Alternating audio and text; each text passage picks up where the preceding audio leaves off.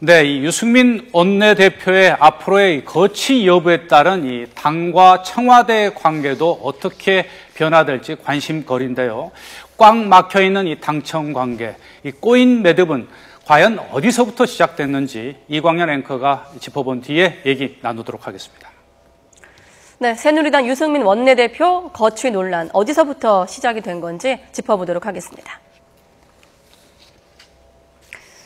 네, 지난 2월 취임한 유승민 원내대표, 사드 도입 공론화를 주장하고 증세 없는 복지는 허구다, 이렇게 정치적 소신을 밝히는 등 이른바 소신 행보를 계속해 왔습니다. 지난 5월이죠. 29일 공무원 연금법 개정안 처리 과정에서 국회법 개정안을 연계시키며 위헌성 논란이 불거지기도 했습니다. 이때부터 새누리당 지도부에 대한 책임론이 등장하기 시작을 했죠. 그리고 나서 6월 25일 박근혜 대통령은 국회법 개정안에 대한 거부권 행사와 동시에 유 원내대표를 향한 수위 높은 비판을 쏟아내기도 했습니다. 이때 이제 배신의 정치 이런 말이 등장하기도 했었죠. 국회로 돌아온 국회법 개정안 본회의에서 제2에 붙여지긴 했지만 무산되면서 자동 폐기 수순에 들어갔습니다. 하지만 친박계를 중심으로 유 원내대표의 사퇴 압력이 더욱 강해졌고 결국 오늘 의원총회까지 열리게 됐습니다. 어떻습니까? 공무원 연금법 문제, 국회법 개정안 문제, 그리고 이른바 거부권 정국까지 거쳐오면서 계속 이제 유 원내대표 어떤 거취 문제를 둘러싼 매듭이 좀 꼬이기 시작했다고 볼 수 있는데 어디서부터 그 매듭이 좀 꼬이기 시작했다고 보세요? 여기 아까 화면에 잘 정리가 된 것처럼 예. 4월 달에 그 대표 연설에서 거기서 아주 단초가 마련된 게 아니라는 생각이 들어요. 증세 없는 복지는 허구다라는 말은 청와대로서는 대통령의 후보 시절의 공약이었잖아요. 그 공약을 정면으로 공격한 거고 또 사드 문제도 마찬가지입니다. 사드 문제를 정부는 어쨌든 이른바 로키로 가면서 이렇게 가려고 했는데 유승민 국방위원장이라서 그랬는지 모르겠으나 어쨌든 공론화해야 된다라고 얘기하면서 또 불거졌고 또 하나가 있어요. 저 화면에 나오지 않았습니다만 그 양극화의 문제도 제기라고 그랬어요. 양극화가 이렇게 심화되면 공동체가 붕괴된다. 네. 물론 맞는 말이긴 하나 대체로 보수 진영에서 잘 그런 표현을 잘 안 하지 않습니까? 그런 부분들이 있었고 또 법인세 인상 문제도 논의할 때가 됐다라는 얘기도 하고 그러니까 전체적으로 여권의 전반적인 기류하고는 어쨌든 상반된 얘기들이거든요. 좌클릭이라는 또 단어가 나왔었죠. 그래서 나왔던 얘기가 새로운 보수 아니냐. 그리고 본인도 새로운 보수의 지평을 열겠다라고 얘기하면서 그런 전반적인 유승민 원내대표의 대표 연설 때의 그런 발언들이 상당한 참신함이 있지 않냐라고 어떤 새누리당에서도 상당히 호의적인 반응이 나왔다고 특히 야당에서 아주 거기에 대해서 아주 호평, 좋은 평을 했단 말이죠. 네. 이런 것들이 사실 내년 총선을 앞두고 상당히 우크릭화되어 있는 새누리당의 어떤 노선을 중도 개혁적 보수적으로 간다는 의미에서 상당히 의미가 있다라고 평이 많다고 저는 생각합니다. 근데 그러한 부분들이 상당히 이 여러 가지 단초에 국회법 개정안으로 이제 구체화되면서 이게 촉발된 그런 측면이 강하다라는 거죠. 자, 임 변호사님, 앞서 이제 이번 그 유승민 이 파동이 빚어지게 된 이 당청 간의 갈등, 더 구체적으로 얘기하면 이제 박근혜 대통령과 유승민 원내대표 간에 어떻게 옛날에 참 친한 사이 또 서로 이렇게 그야말로 그 선거에서 서로 호흡을 맞추면서 참 승승장구하던 정말 사이가 좋았다가 굉장히 이제 갈등이 불거졌는데 유승민 원내대표와 박근혜 대통령이 정말 이렇게 좀 사이가 소원해지게 된 계기를 어떻게 보십니까? 유승민 원내대표와 박근혜 대통령의 사이가 예전에는 말씀하신 것처럼 참 좋았었죠. 예, 그 비서실장을 할 만큼 좋았는데 지금에는 이제 결국에는 이 정도로 원내대표와 대통령의 이제 소통 불화라는 얘기로 틀어졌는데 결국에는 저는 유승민 원내대표의 그 정치 신념이 결국에는 그 박근혜 대통령과는 처음부터 맞지 않았던 게 아닌가 싶습니다. 사람의 어떤 그런 가치관이 시대가 시간이 지나면서 안 변하는 건 아니지만 쉽게 변하지는 않거든요. 그래서 유승민 원내대표의 어떤 자신의 어떤 새로운 보수로서의 그런 신념 자체가 애초 처음부터 박근혜 대통령과는 맞지 않았나 싶습니다. 그래서 이제 원내대표가 되면서 그게 이제 더욱 더 드러났다고 저는 생각합니다. 자, 우리 추 의원께서는 유승민 원내대표 그리고 박근혜 대통령과의 관계가 오래전부터 시작된 거 아니겠습니까? 방금 얘기한 것처럼 비서실장으로서 그렇습니다. 경선에서도 모셨고. 자, 과거의 유승민 원내대표가 지금의 유승민 원내대표는 같은 사람인데 지금 박근혜 대통령 입장에서 보면은 배신의 정치, 당선된 뒤에 뭔가 자기 정치, 국민을 위한 정치가 아니라 자기 정치를 하고 있다고 이렇게 좀 비판을 하지 않았습니까? 어떻게 보셨습니까? 예, 박근혜 대통령이 보기에는 유승민 원내대표 자기 정치를 하는 사람이다. 그 여당의 원내사령 타입이라면은 경제 살리기에 주력해야 되는데 과연 야당을 설득했느냐 이렇게 국무회의에서 문제 제기를 하면서 정작 해야 될 일을 안 하고 자기 정치만을 했다라고 주장하는 것 아닙니까? 여기 지적한 것 아닙니까? 그 유승민 원내대표가 어떻게 박근혜 대통령하고 경제적인 것, 사드에 대한 입장 차이가 있는 것은 아까 이제 쭉 지적이 됐습니다만 유승민 원내대표는 그렇게 생각을 했을 겁니다. 그 야당과 협상을 국회법 개정안 이거를 마무리 짓고 또 정기국회 때 자기 소신 있는 경제정책을 담은 문제들을 아주 개혁적인 보수의 이미지를 확고하게 구축하고 그래서 내년 총선에서 나름대로 그 세력 있는 그 지도자로서 차세대 지도자로서 등장하는 그런 무대로 삼으려고 아마 예상을 하지 않았을까라고 생각이 됩니다. 그거를 어떻게 보면 현재 권력에서 차단을 한 거고요. 너는 그 자기 정치를 하지 말고 경제 살리기에 주력하라 이렇게 차단을 한 거고요. 네. 이것이 지금은 어떻게 보면은 내년 선거를 앞두고 있는 많은 의원들이 네. 그 현실적인 정치에 밀려가지고 받아들이는 그런 국면이 되고 있는 겁니다. 네, 지금 자기 정치 말씀하셨는데 어떻습니까? 그러면 대통령과 유승민 원내대표의 우리 정치 함께 가기는 좀 어려운 상황이라고 보세요? 아니면 좀 더 이상 이제 함께 하기 네. 어렵죠. 뭐 더 이상 거기에 대한 설명은 뭐 중언부언이 되는 것 같고요. 자기 정치에 대한 정의가 또 어떤 거냐도 뭐 우리가 논의의 대상이겠습니다. 또 개인적 행로 없다고도 내각의 경로를 중요한 게 이런 것 같아요. 일단 예. 내년 총선 때문에 의원들은 지금 어느 쪽의 그 입장을 봐야 될까를 많이 생각할 수밖에 없겠죠. 특히 충청권 의원들이 이번에 친박 의원들이 물론 이제 김태흠 의원과 이장우 의원은 친박이긴 합니다만 또 충청권 의원이잖아요.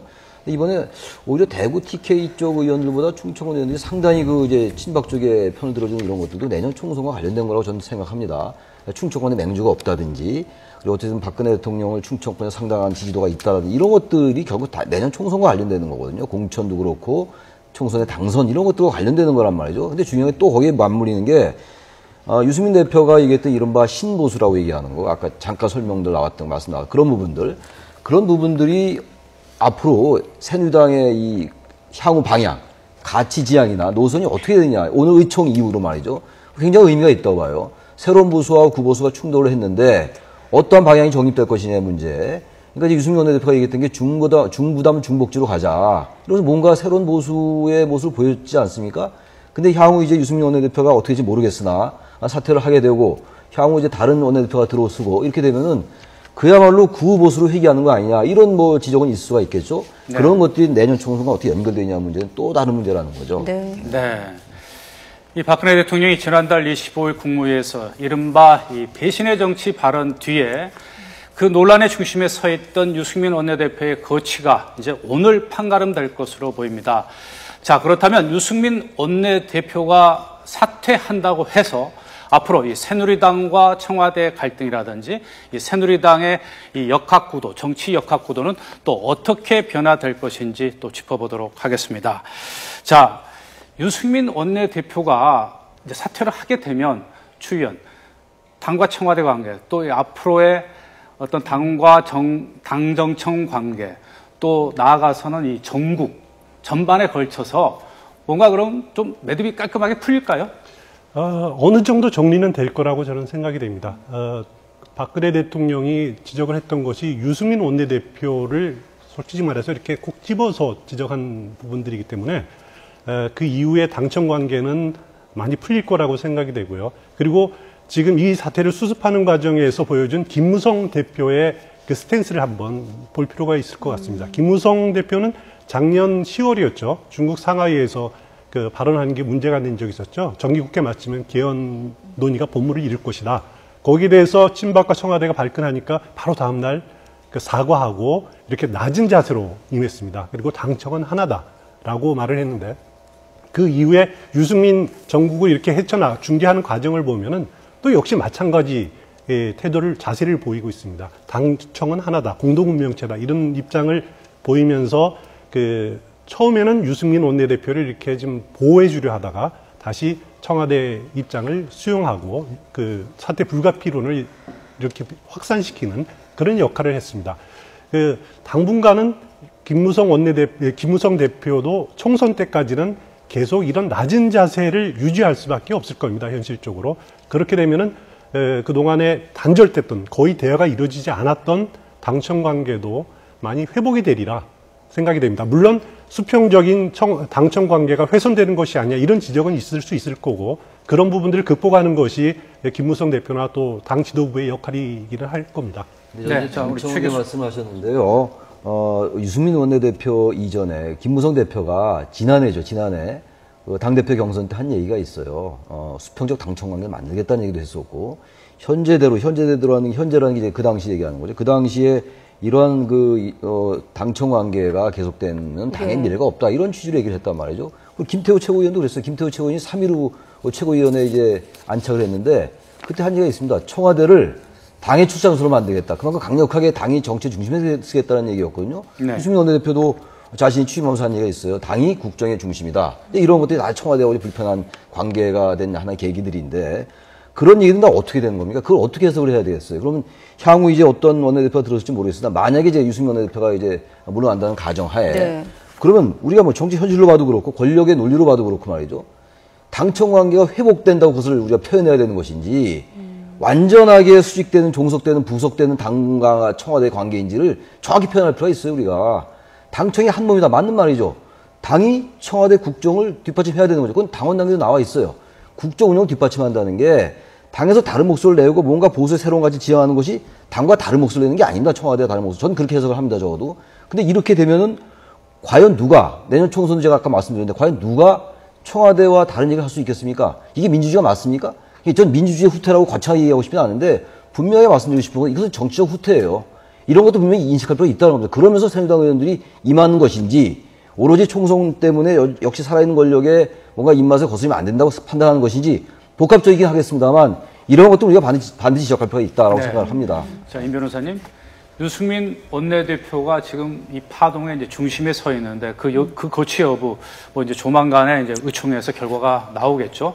자, 그렇다면 이제 유승민 원내대표가 사퇴를 한 뒤에 자, 여당의 원내 사령탑 그럼 어떤 인물이 되어야 바람직할까요? 굉장히 어려운 질문인데요. 그 자리에 누가 앉는다 한들 이게 글쎄요. 지금 유승민 원내대표가 사퇴를 한다고 해서 당청 관계가 회복되는 것처럼 보이겠지요. 왜냐하면 청와대에서는 유승민 원내대표의 사퇴를 원했으니까. 하지만 이게 국민들이 바라보는 그 입장에서는 청와대와 조금 다른 의견을 낸 사람을 청와대가 이렇게 청와대가 이제 뭐 사퇴를 요구를 해서 이렇게 물러나는 모양새를 취했기 때문에 그 다음에 앉아있는 원내대표는 그럼 청와대의 얘기에 아까 말씀하신 것처럼 청와대가 하는 얘기에 따라만 가는 그런 원내대표가 되어야 하나? 그런 원내대표이기 때문에 뽑힌 건가? 이런 의구심을 하나 가질 수밖에 없거든요. 그 모습이 아니라면 그러면 저 원내대표도 청와대와 반대되는 얘기를 한다면은 또 저분도 또 다른 어떤 그런 걸로 인해서 또 물러나야 되나? 이런 약간 좀 사실 국민의 입장 한 사람으로서는 좀 회의적인 입장에서 바라봅니다. 뭐 의원총회에서 뭐 원내대표를 뽑기는 하겠지만 새로 뽑히시는 원내대표라면은 거기에 대해서 이런 의구심을 갖는 국민들이 많다라는 것을 알고 거기에 대한 어떤 이렇게 취임사에서라도 어떤 원내대표로서 어떤 자기가 어떻게 이 당을 이끌어갈지에 대한 발언은 꼭 있어야 될 것으로 보입니다. 추 의원, 실질적으로 지금 이 여당, 새누리당의 의원들의 분포를 보면 수적으로는 비박계가 더 많지 않습니까? 그렇습니다. 네. 유승민 원내대표가 만일 사퇴했을 경우에 새로운 원내대표를 선출했을 때 또 청와대와 뜻이 다른 비박계 원내대표가 선출될 수도 있지 않겠습니까? 네, 그렇습니다. 어떻게 또 지난번 유승민 원내대표 선출 과정에서 이주영 의원하고 붙었죠. 그때 84대 제 기억으로는 65일 겁니다. 19표 차이가 났을 겁니다. 표 차이가 19표, 그러니까 대략 5.5대 4.5 정도의 비율일 텐데, 그래서 친박계 일부에서도 그런 우려하는 목소리가 있습니다. 요번에도 다음에, 만약에 뭐 이주영 의원이라든가 아니면 주호영 의원이라든가 이런 의원들이 된다면은 이거 친박계가 이거를 원내대표 자리를 차지하기 위해서 밀어낸 거 아니야? 이런 조심하는 시각들도 분명히 움직임들도 있는 것 같아요. 그러나 어쨌든지 간에 지금 거론되는 의원들은 뭐 이주영 의원 생각할 수 있을 거고요. 또 주호영 의원 생각할 수 있을 거고 친박계에서는. 그리고 비박계에서는 원유철 지금 정책위 의장, 아니면 또 정병국 의원들 뭐 이런 의원들이 거론이 되고 있는 것 같습니다. 지금 한나라 새누리당 당원에 보면은 7일 이내에 만약에 사퇴가 되면은 선출하게 돼 있기 때문에 그 지금 오늘부터 7월 임시국회 또 열리고 있지 않습니까? 그 추경 예산 빨리 처리를 해야 되기 때문에 서둘러서 결정이 될 것으로 보입니다. 네, 아직 의총이 열리고 있고 오늘 안에 결론이 나온다는 얘기가 지금 언론을 통해서 보도가 되고 있는 상황이기 때문에 여러 가지 시나리오를 가정해 볼 수 있지 않겠습니까? 이런저런 변수 때문에 혹시라도 유임이 결정되는 가능성도 한번 생각해 볼 수 있을 것 같은데요. 만약에 그렇다면 또 그 후폭풍도 만만치 않을 것 같아요. 유임보다는 네. 이런 지금 추가 경정 예산안이 굉장히 시급한 그렇죠. 예. 게 처리를 해야 되지 않습니까? 그러니까 7월 20일, 뭐 길게 잡아서는 7월 23일까지 추가 경정 예산안을 처리하는 시점까지 유승민 원내대표가 그 일을 마감한 뒤에, 그러니까 시한을 못 받기로 하고 또 의총이 어떻게 보면 의견을 수렴을 할 가능성, 그런 부분도 또 전망할 수 있지 않을까요? 가능성도 완전히 배제하기는 어렵겠죠. 일단 유승민 원내대표가 사퇴를 하고 나면은 여야 관계도 우리가 한번 살펴봐야 되지 않겠어요? 이종걸 원내대표도 그렇고 야당 입장에서 볼 땐 추경을 통과시켜야 되겠지만 이런 상황 속에서 현실적으로 야당이 통과시키는 게 당위적으로 맞는다 하더라도 쉽지 않을 것 같기도 하고 또 하나 야당이 지금 여러 가지 지적을 하고 있어요. 추경이 메르스와 이 가뭄을 극복한 추경이라고 얘기합니다만 이른바 민원성 예산, 내년 총선에 관련된 예산이 많다. 이렇게 얘기하는 거 아니에요? 세수 결손을 이제 보증하는 네. 거다. 그래서 국채가 늘어난다라고 일리가 있는 지적이라고 봐요. 여야가 같이 이제 조정을 해야 되겠죠. 그렇기 때문에 그러한 지금 말씀하신 그러한 시나리오도 가능하지만 지금 친박이 원하는 건 그건 아니거든요. 당장 오늘 중으로 거취를 결정하라는 거기 때문에 저는 그럴 가능성이 그렇게 높지 않다라고 생각을 합니다. 네. 이 새누리당 의원총회 지금 시각이 9시 40분이 넘어가고 있는데요. 아마 열띤 이 경론이 벌어지고 있을 것으로 생각이 됩니다. 의총에서 유승민 원내대표의 거취 여부를 놓고 어떤 결론이 날지 상당히 주목이 되는데 이 유승민 원내대표의 이 사퇴 또는 이 유임에 따라 또 앞으로 후폭풍도 만만치 않을 것으로 보이는데요. 어찌됐든 이 유승민 파동, 유승민 정국이 마무리되면서 이 국민들을 불안하게 했던 이 당과 청와대의 관계 또 앞으로 이 정치권도 자기 역할을 제대로 할 수 있는 그런 분위기가 조성되기를 바랍니다.